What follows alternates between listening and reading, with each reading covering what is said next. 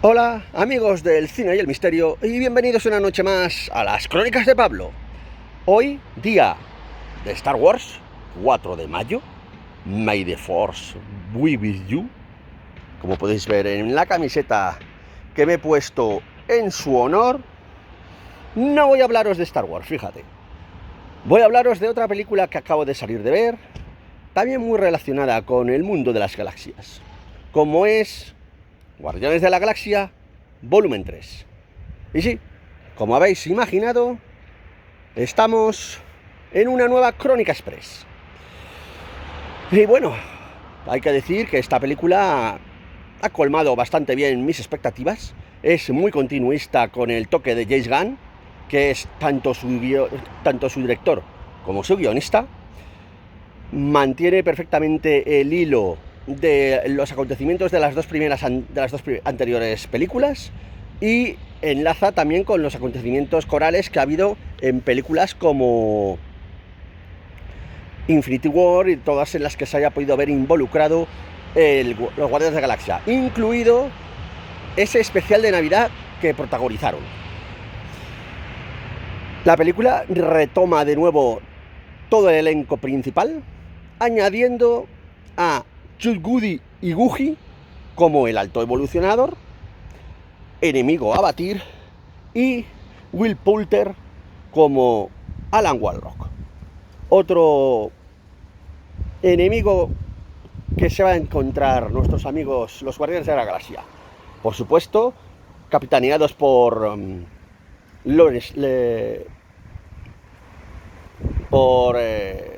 Star-Lord, de nuevo protagonizado por Chris Pratt, con Nebula, que es... se me ha ido el nombre. Bueno, es lo malo de los directos. Karen Gillen o algo así. Rocket, de nuevo con la voz de Bradley Cooper. Groot, de nuevo con la voz de Vin Diesel. Y repiten también personajes como el hermano de James Gunn, Sin Gunn, que es el sucesor de Yundu. Chris, ¿cómo se llama? Joder, qué malo soy con los nombres, ¿no? Kragrik, creo que se llama. Mantis,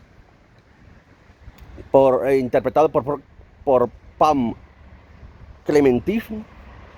Y por supuesto Drax, que es de nuevo Dave Bautista. Una película de nuevo coral, en la que todos tienen más o menos su punto de protagonismo, su punto en el que tienen que demostrar su valía y su intervención estelar. Pero ante todo es una película por y para Rocket, en el que se nos muestra, como bien iba anunciando el propio director, James Gunn, su origen y creación por parte del propio alto evolucionador. Es la parte más emotiva de la película, en la que vemos a ese pequeño mapache cómo le hacen, como si dijéramos, evolucionar hasta el punto de volverse casi incluso más inteligente que el propio creador, que por eso querrá recuperarle. Y coge la personalidad de Rocket, por supuesto. Si no queremos entrar en más spoilers, ved la película, que es muy recomendable, es muy coral.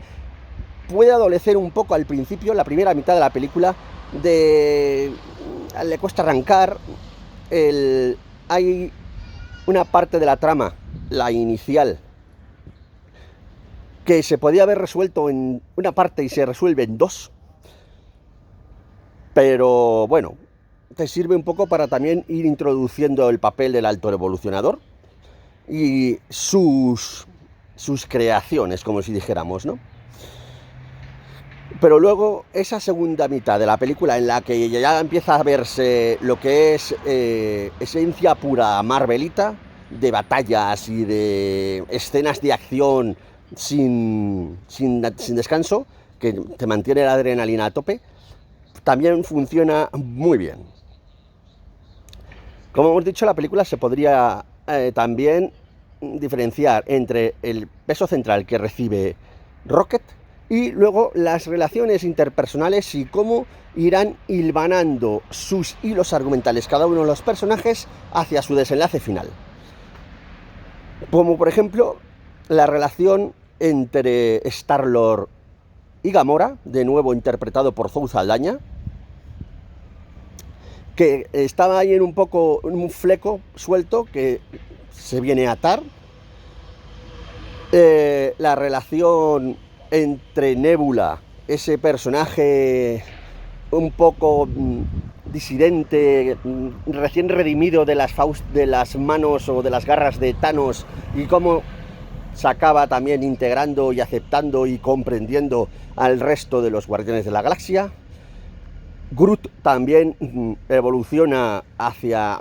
No es ningún secreto decir que acaba convirtiéndose en Groot Alpha, con un gran potencial como personaje.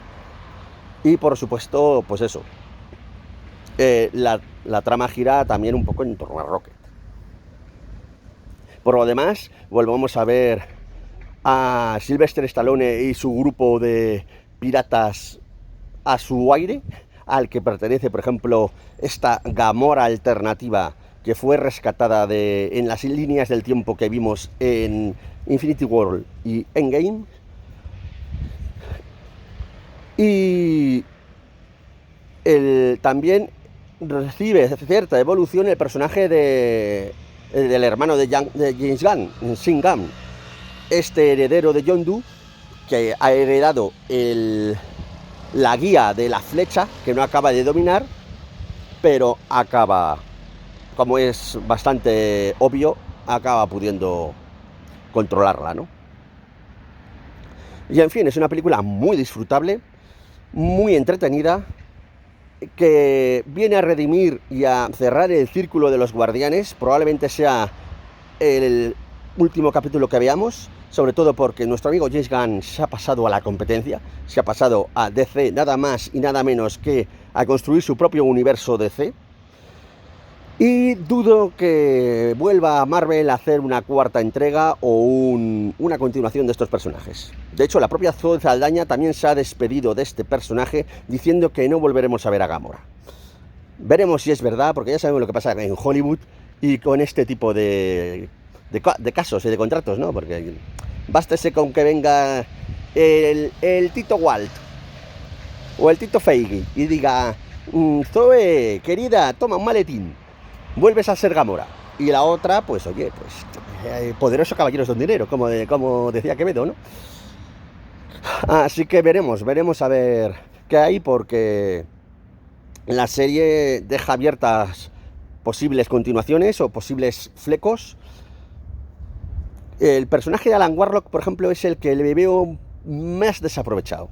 Podía haber dado mucho más juego, pero se ha quedado en un personaje bastante secundón, a la sombra no solo de Alto Evolucionador, sino de los propios Guardianes, porque se queda como... ¿Os acordáis de la película de Spider-Man 3?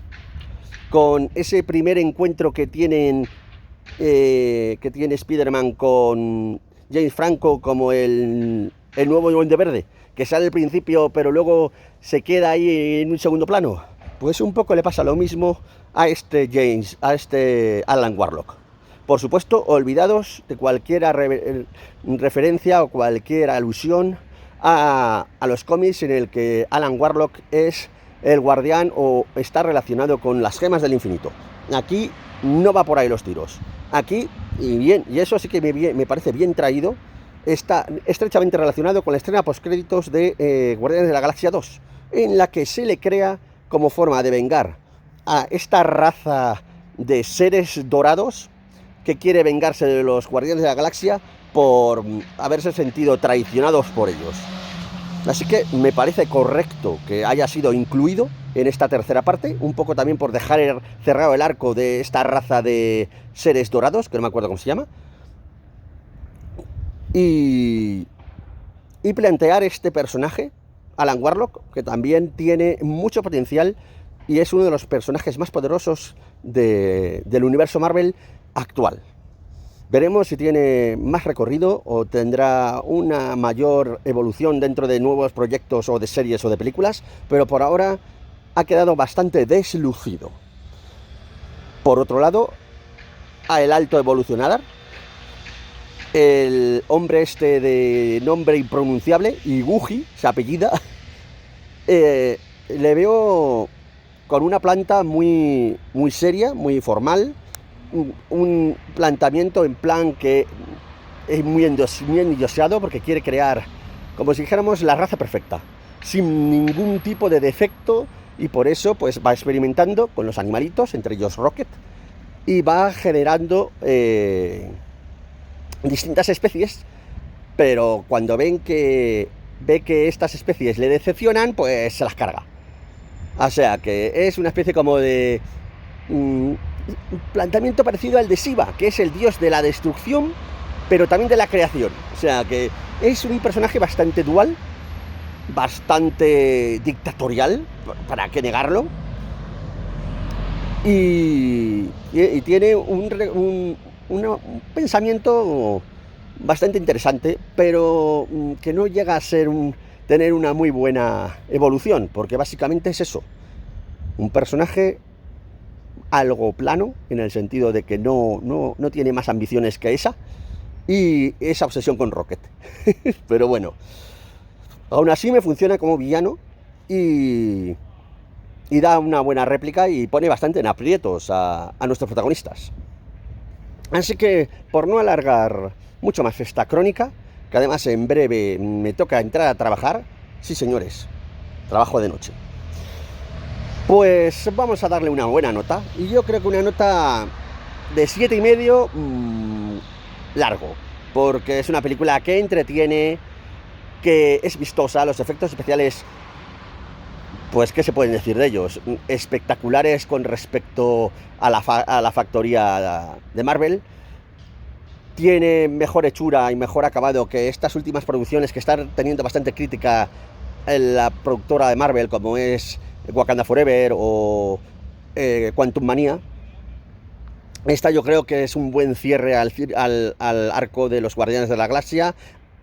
Hace buen honor a estos personajes y tiene la medida justa de acción, adrenalina, toques de humor, porque a ver, estos personajes se prestan mucho al humor, entre ellos Drax, por ejemplo, o el propio Star-Lord, o la propia idiosincrasia de Nebula, que es la típica seria formal, y de repente se encuentra con esas otras tonterías que hacen los otros personajes y le descoloca y se queda ahí un poco como ¿qué? Pero bueno, es un humor además no como el de Taika Waititi, por Dios, es un humor bien entendido y bien metido, y sabe jugar James Gunn perfectamente a los momentos dramáticos, sobre todo relacionados con Rocket, momentos humorísticos de la interacción entre los momentos de los Guardianes de la Galaxia, y por supuesto momentos épicos como es las batallas de naves y de lucha, ¿no? O sea, que es una película bastante bien equilibrada, bastante bien llevada, y merece el 7,5 de largo. Así que, pues nada más, amigos del cine del misterio. Me despido aquí sin deciros, sin no deciros que lo de siempre. Sed buenos, no hagáis nada de lo que yo no hiciera, y recordad, hay muchas crónicas, pero no son las crónicas de Pablo. Hasta pronto.